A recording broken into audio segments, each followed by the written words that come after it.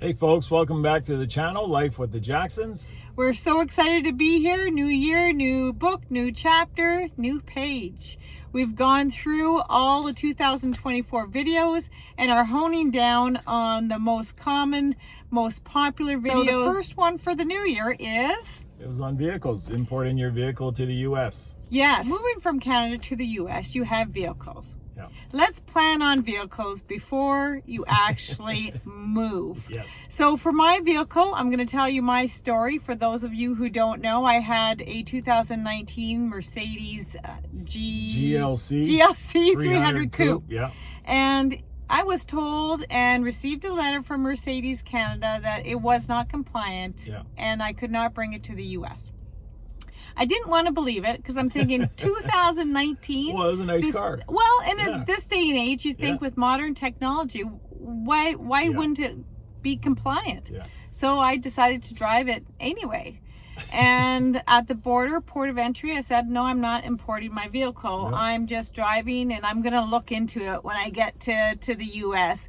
Is it compliant? So I went to the Mercedes dealership in Texas, and I got the same response. Yeah. So bullheaded, stubborn that I am, I really had to eat crow and bring my car back because I couldn't even sell it because you can't register it here to drive it. Yeah. So folks, please understand, when it's not compliant, it's not compliant. It's not compliant. And really, for my car, they didn't even have any components that you could even change it up to. So perhaps looking for a vehicle that is compliant before you leave, change it up. That way you have more options. Correct. Yeah. Your vehicle was a different story. There's no issue. I had a 2019 Chrysler 300. It met the EPA and the Department of Transportation regulations for the government and for the state of Texas. So there's no issues bringing that car in.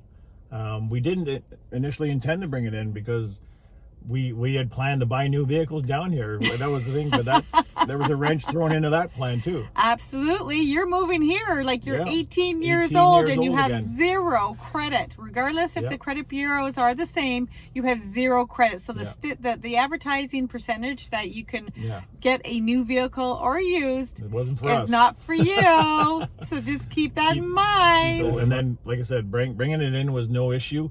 We registered, we drove the car around for 5 or 6 months before we actually registered the vehicle.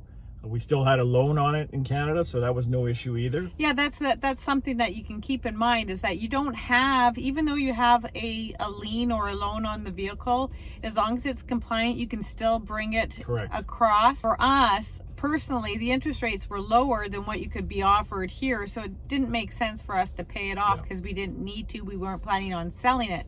Yeah. Now, if you're bringing the vehicle across here into the U.S., from Canada to the U.S., and it's compliant and you have the intentions of selling it when you're here, you have to make sure that there's no liens on it, no loans, because you need to have a title. A title. Yes, you need the title to have it. It's not like Canada where your registration is your title.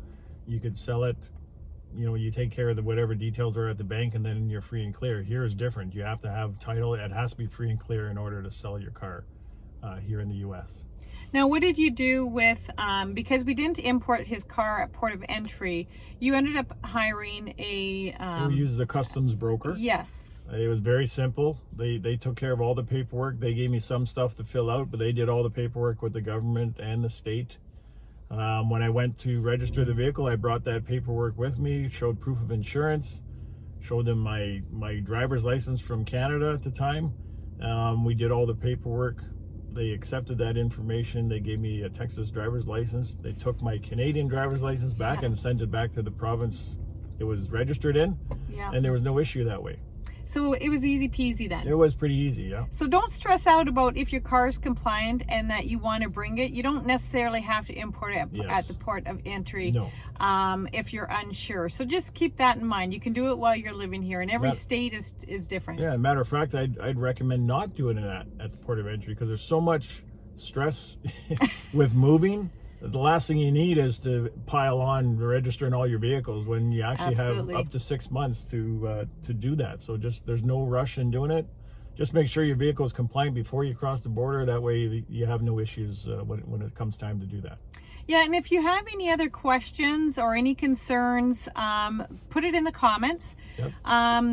Even people that, if you are in the industry and you know more information, or we can share more information, please put it in the comments. Like, we really really would love to hear about it. Yeah. So hey folks, don't forget to like, share, subscribe to the channel. This life be our best life, and we look forward to connecting with you. Talk to you soon.